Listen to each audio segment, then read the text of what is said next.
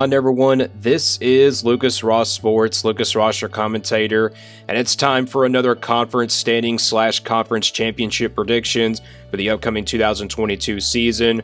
We are on our last Power 5 standings of the 2022 standings, and we are now on the SEC conference. We have done the ACC, the Big 10, the Big 12, and the Pac-12 yesterday, and now we are on our last Power 5 conference. And we'll give you the standings based on those predictions that I did for this SEC conference, and I'll give you a conference championship game prediction at the end of this video. So let's get right into it here, and we'll start with the SEC West, and we'll work our way from 7 through 1. We have the LSU Tigers here at number 7, going 6-6 overall, 3-5 in conference play. And I think people will kind of be surprised that I have LSU going last in the SEC this season. And I think it's just because of the schedule. I think the schedule is pretty tough. You know, they lost a lot of, talented players due to the firing of Ed Orgeron last year. I think Brian Kelly, though, is a great coach. I think he's going to turn this program around, but it just won't be this season. I think it may be in some time, or maybe, next year, maybe the third year he's there. But it's just going to take time. It's going to take time for LSU. Yes, they brought in some transfers, but the offense just has a lot of question marks. The offense has a lot of question marks. I think the defense will be good enough to where they compete in all these games, but the schedule is pretty tough. They have to play Florida State out of the non-conference, and then you have all these other teams out of the SEC West that you have to play. And, of course, they play Tennessee out of the SEC East this year as well. And that's going to be tough. It's going to be a tough one. And, of course, they have to play Florida every year. But it's not a big deal. I mean, LSU, though, I think the reason why I got them going 6-6 as well is just because of the schedule. It just will be a tough year for them. But I think LSU does finish number 7 here on the standings. Number 6 is Texas A&M, top-ranked recruiting class coming into 2022. So I got them going 7-5 though, and 3-5 overall. They do have a young team. They do have a young team coming into this season. And the schedule is pretty tough. The schedule is pretty tough for Texas A&M. They have to play Appalachian State out of the non-conference. They also have to play Miami out of the non-conference. The good news is you get both of those games at home, but you have to play all these other SEC West teams, and you have to play South Carolina out of the East as well. And you have to play, so many great teams on this schedule. It's pretty tough this season as well. I think Texas A&M, they have a young team this year as well, so that's going to really bring them to 7-5 on the year. I think that will get better in the season, but it just comes down if they can get good quarterback play as well. I think this team is going to just, take time to, get better. But the future is bright for Texas A&M. Not this year, though, with the young team they have. Yes, they do have the talent with this young team, but it won't be enough. I think Texas A&M does finish 7-5 and 3-5 in conference play. Mississippi State comes in at number 5. I have them going 7-5, 3-5 overall. And the reason why I had Mississippi State ahead of Texas A&M is because I had Mississippi State defeating Texas A&M in the regular season matchup. I think the schedule really sets up nicely for Mississippi State this season. They have a great defense coming back this year. Offensively, they should be really good. And I don't know about being explosive, though, like they were last year, but they should be really good on that side of the ball as well. Defensively, though, I think they're going to be loaded on that side of the ball. Will Rogers is at quarterback. I mean, a talented quarterback in the SEC. I don't think he is a top 10 quarterback, but I think he is close to being a top 15. But he's definitely one of the top quarterbacks coming into the SEC West this season as well. So I'm expecting Mississippi State to really have a great season this year. If they don't have a good season, that's going to be quite disappointing, but I think Mississippi State will finish 5th in the SEC West and go 7-5 overall, 3-5 in conference play. Arkansas comes in here at number 4. And these 3 teams right here, it was a pretty even tie with them. Arkansas, Auburn, and Ole Miss. These 3 teams are capable of, winning the SEC West this year. But I think Auburn and Arkansas are not capable of beating Alabama, though.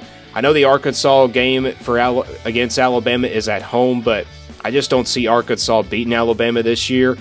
Ole Miss might have the best opportunity to beat Alabama because that game is at home.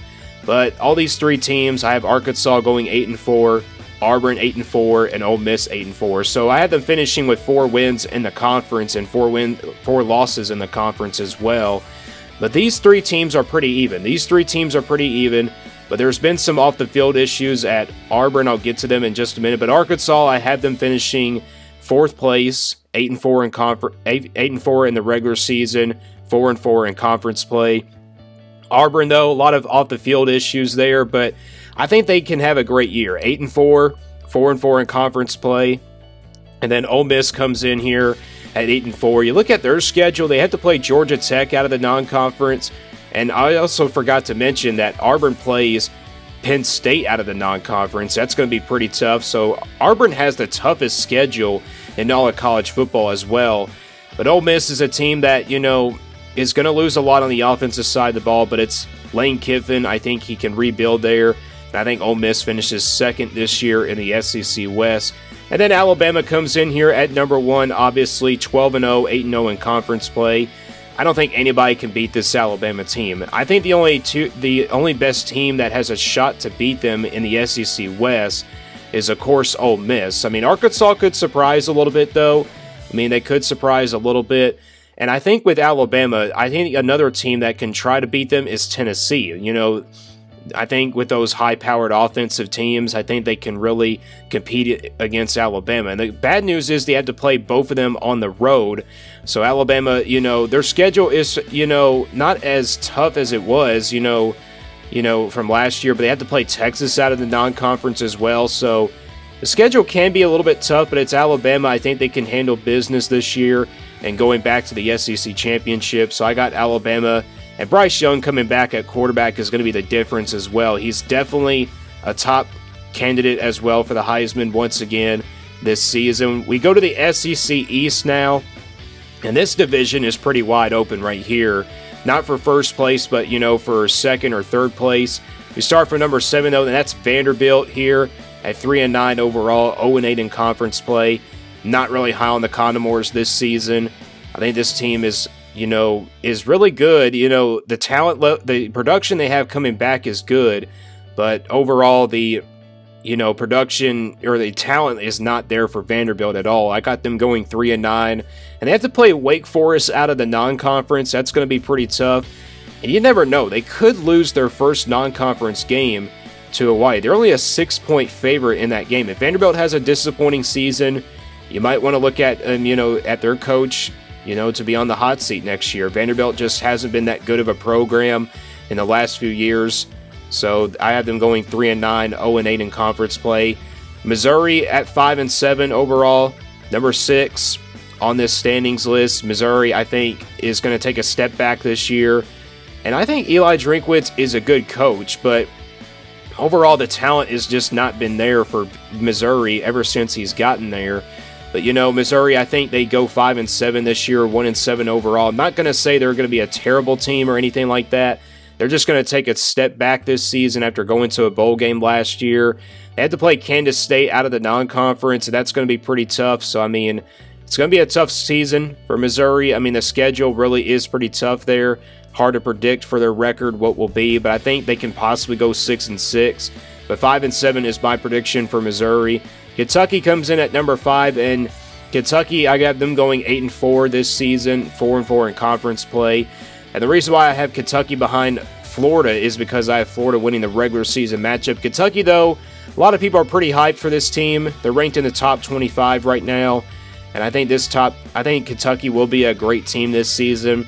I don't think they're just going to be a contender, though, in the SEC East this year. I don't think they'll get really even close to Georgia or any of these other teams, but this division is wide open. This division is wide open, not for first place, but just for overall, you know, the finish where they want to be heading into next season. But Kentucky, though, I have them going 8-4 overall, 4-4 in conference play. Florida comes in here at number 4 on the standings, 7-5 overall, 4-4. Not really high on the Gators this year, but I still have them going to a bowl game. It just comes down to that quarterback position. It comes down to the quarterback position, like I've been saying for Florida. And they have a pretty tough non-conference schedule. They have to play Utah out of the Pac-12. Good news is you get that game at home. But, you know, the schedule is pretty tough for Florida. Yes, they do have the talent on both sides of the ball to compete, but it's just the depth chart. You know, it's the backup players. Can they step it up for Florida to have a good season? If they can, I think Florida has a chance to be really good this season. But Tennessee comes in here at number 3. And you guys know I'm a Tennessee fan. And, 8-4 overall, 4-4 in conference play. I think Tennessee is going to be really explosive on that offense. I have them beating Florida this year. That's why I got them ahead in this standings list. I think Tennessee is going to be really explosive once again. Hendon Hooker is definitely a top 10 quarterback, maybe a Heisman candidate. Probably one of the best quarterbacks in the SEC. I mean, he could be a good threat, this season as well. But the defense, it just comes down to that defense. The defense has a lot of question marks. They lose quite a bit of production on that side of the ball.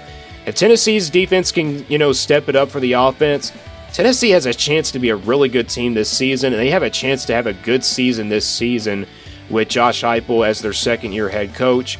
Number 2 is South Carolina. I'm really high on the Gamecocks this year at 8-4 overall, 5-3 in conference play. I think South Carolina beats Tennessee in the regular season. That's why I have them ahead of Tennessee. And South Carolina has a lot coming back. Spencer Rattler coming over from Oklahoma. I think he's definitely a top 10 quarterback. Was really consistent last year.